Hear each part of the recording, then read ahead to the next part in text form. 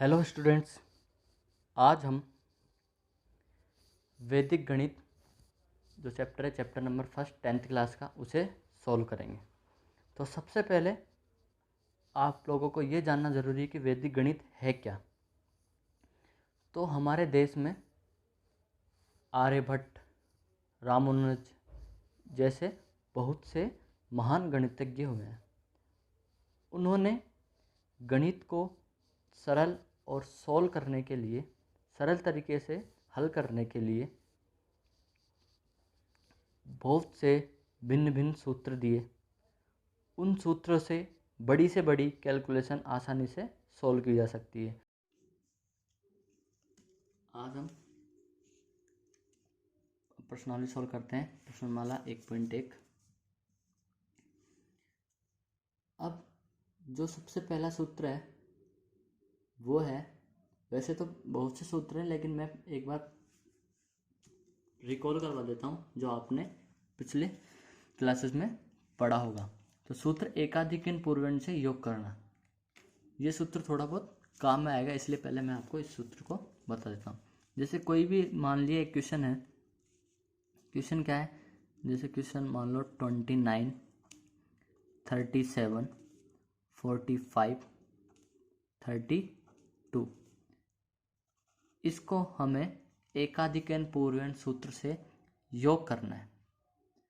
अब योग करने के लिए हम क्या करेंगे, आधार मानेंगे सबसे पहले।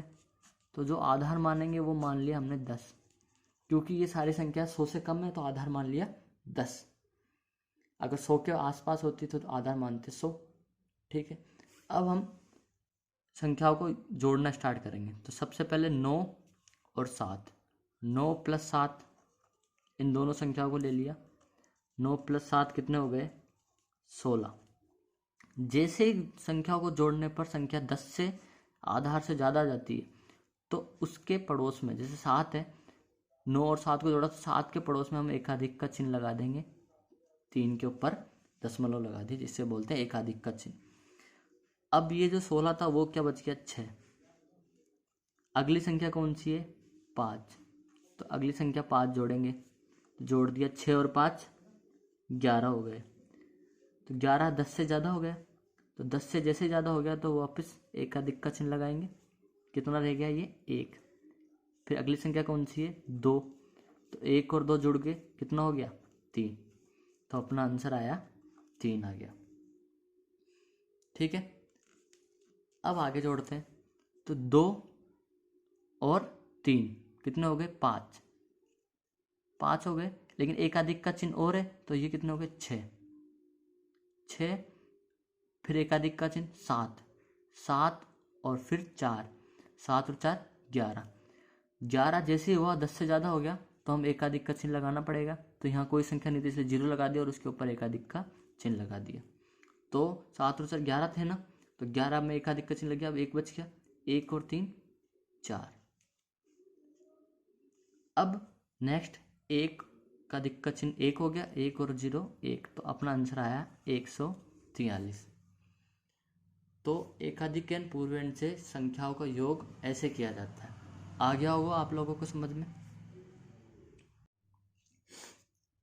अब हम चैप्टर नंबर 1.1 स्टार्ट करते हैं।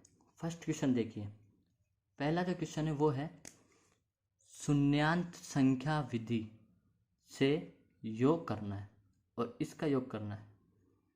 तो अब योग हम कैसे करेंगे, तो शून्यांत संख्या विधि जैसे ही आ जाए तो हमें एक की बात ध्यान रखनी है कि हमें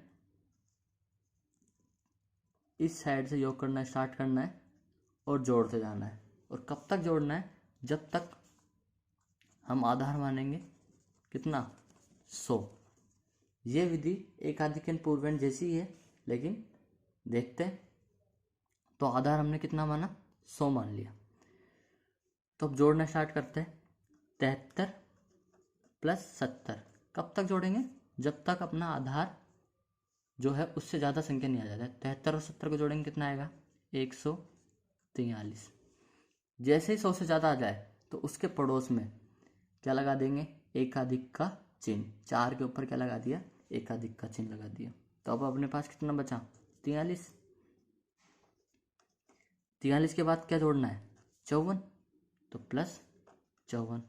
तो जोड़ के देखिए एक बार, योग करके देख लिए, 4 3 7 5 4 9, 97 आया, जो कि 100 से कम है। तो हमें तो 100 से ज़्यादा चाहिए, 100 के बराबर। तो हमें अगली संख्या क्या जोड़नी है, 89। 89 और जोड़ दो, जोड़ के देखिए, 9 और 7 16 का 6, 186। कितना आया, 186। तो 100 से ज़्यादा आया, तो यहाँ लगा देंगे हम एकाधिक का चिन्ह, और ये कितना हो गया अब, 86। अब 86 में कितना जुड़ेगा, नीचे वाली संख्या 01, तो कितना हो गया, 87। तो 87 यहाँ हमने ऐसे कैसे लिख दिया।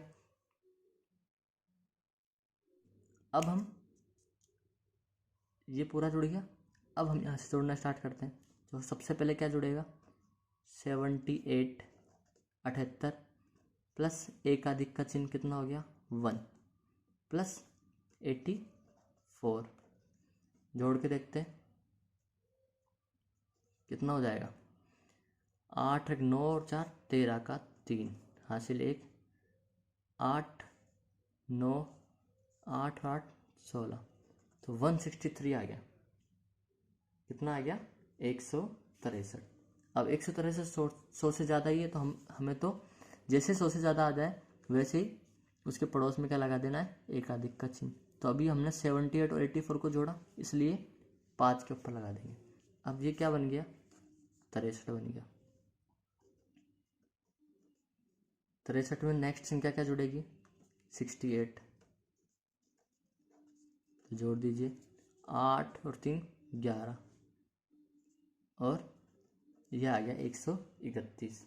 अब 131 भी किससे ज़्यादा हो गया, 100 से, तो जैसे 100 से ज़्यादा हुआ एकाधिक का चिन्ह लग जाएगा, और ये कितना आ गया, 31 प्लस नेक्स्ट है एकाधिक का चिन्ह, तो प्लस 1 प्लस 32। ठीक है, जोड़ेंगे तो 31 32 दूनी 64, जोड़ने पर 64 आया। 64 भी 100 से कम ही है, तो नेक्स्ट संख्या और जुड़ जाएगी कितनी, 54 और जुड़ गई। तो 64 और 54 जोड़ के देखिए,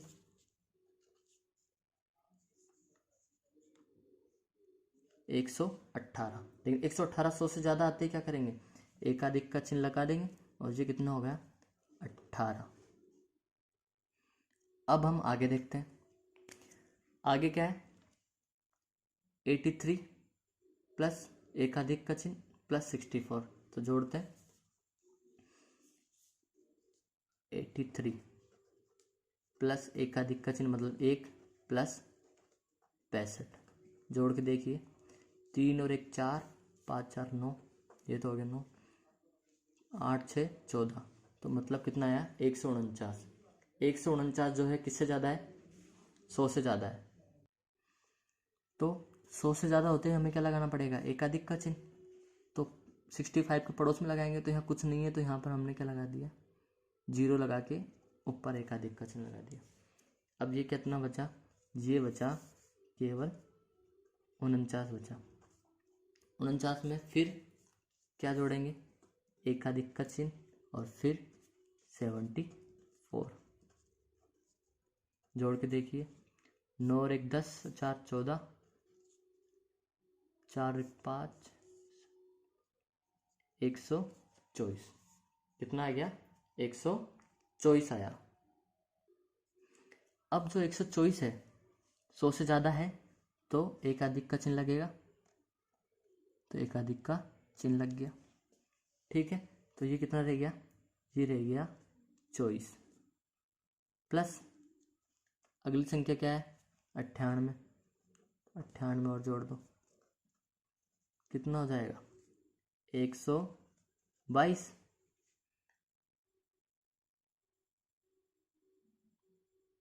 ठीक है, 122 वापस 100 से ज़्यादा हो गया, तो क्या लगेगा, एकाधिक का चिन्ह 0 लगा के ऊपर एकाधिक का चिन्ह मिल गया। अब ये क्या बच गया, 22, और अगली संख्या कितनी है, अगली संख्या से पहले एक एकाधिक का चिन्ह है, फिर कितना है, 56 है, तो पहले इसको जोड़ के देखते हैं।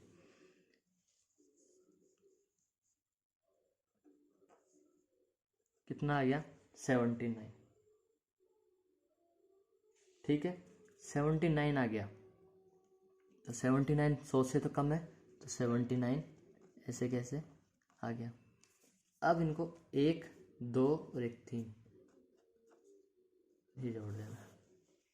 ठीक है, और ये जो बिंदु लिखे हमने ये क्या लिखना है, इसको संकेत के रूप में लिख देना है। आ गया होगा आप लोगों को समझ में। अब जो क्वेश्चन नंबर सेकंड है वो आप लोगों को खुद को करके देखना है। नेक्स्ट क्वेश्चन आता है, क्वेश्चन नंबर थर्ड है, क्या है, वैदिक विधि से व्यवकलन कीजिए। मतलब वैदिक मैथ का उपयोग करते हुए हमें इसको घटाव करना है। तो जब भी ऐसा क्वेश्चन आए तो हमें सबसे पहले एक चीज़ का पता होना चाहिए कि परम मित्र अंक क्या होता है, जिसे हम बोलते हैं पूरक अंक। तो हम आधार लेंगे 10। तो जब आधार लेंगे 10 तो किन दो संख्याओं को जोड़ने पर 10 आता है वो एक दूसरे के क्या हो जाएंगे, परम मित्र हो जाएंगे। 1 का परम मित्र क्या हो गया 9, 9 का परम मित्र क्या हो गया 1, 2 का परम मित्र 8, 8 का परम मित्र 2, 3 का परम मित्र 7, 7 का परम मित्र 3, 4 का परम मित्र 6, 6 का 4, ऐसे 5 का परम मित्र 5 होगा। तो हमें क्या करना है, घटाना स्टार्ट करना है। तो हम कैसे करेंगे कि 6 में से 7 जा नहीं सकता, 6 में से 7 घटाया नहीं जा सकता। तो हमें क्या करते थे, यहाँ से कैरी लेते थे, तो वो काम हमें करना नहीं है। तो हम क्या देखेंगे, जो नीचे वाली संख्या है जिसको हम घटा नहीं सकते, घटाव नहीं कर सकते, उसका परम मित्र अंक देखेंगे। तो परम मित्र 7 का परम मित्र कितना है 3 है। तो हमने जिसका भी परम मित्र लिया उसके पड़ोस वाली संख्या के ऊपर ये चिन्ह लगा देंगे। लगा दिया। अब 7 का परम मित्र, 7 का काम हो गया खत्म, यहाँ 7 काम में नहीं आएगा, उसका परम मित्र उसकी जगह काम करेगा। तो 7 का परम मित्र क्या था 3, तो 3 और 6 जोड़ेंगे तो कितना हो गया 9। या संकेत में लिखा जा सकता है कि हमने 6 + 3 को जोड़ा, कितना आया 9 आया, क्योंकि 7 यहाँ काम नहीं करेगा। अब आगे करते हैं, ये हो गया 6 और 1 7 वापस से। तो 5 में से वापस 7 घटाया नहीं जा सकता, तो वापस 7 का परम मित्र कितना हो गया 3। तो 5 और 3 जोड़ देंगे तो कितना हो जाएगा 8 हो जाएगा। ठीक है, हमने यहाँ से परम मित्र लिया भाई, 6 और 1 कितने हो गए थे 7। तो हमको क्या लेना पड़ा, परम मित्र लेना पड़ा। तो इसके ऊपर भी परम मित्र का साइन लग जाएगा। अब ये हो जाएगा 4 और 1 5, 5 हो गया। 3 में से 5 फिर से घटाया नहीं जा सकता, तो हम क्या करेंगे 5, ये कितना हो गया 5 हो गया। तो 5 का परम मित्र कितना होता है 5। जो परम मित्र आया वही किससे संख्या से जुड़ जाएगा, संख्या ऊपर वाली संख्या से जुड़ जाएगा। तो 5 और 3 मिलकर कितना हो गया 8 हो गया। ठीक है, यहाँ से हमने परम मित्र लिया था तो यहाँ क्या लगाना पड़ेगा, चिन्ह लगाना पड़ेगा। अब 0 + परम मित्र 1 मिलकर क्या हो गया 1। 8 में से 1 आसानी से घटाया जा सकता है, तो 8 में से 1 गए तो 7। जो चीज़ आसानी से घटाई जा सकती है वहाँ परम मित्र अंक लेने की जरूरत ही नहीं है। तो 8 में से 1 गए तो कितने बच्चे 7। ऐसे ही 9 में से 7 गए तो कितने बच्चे 2। तो अपना आंसर आया 27889। आ गया होगा आप लोगों को समझ में, वैदिक गणित से, वैदिक विधि से व्यवकलन या घटाया कैसे जा सकता है।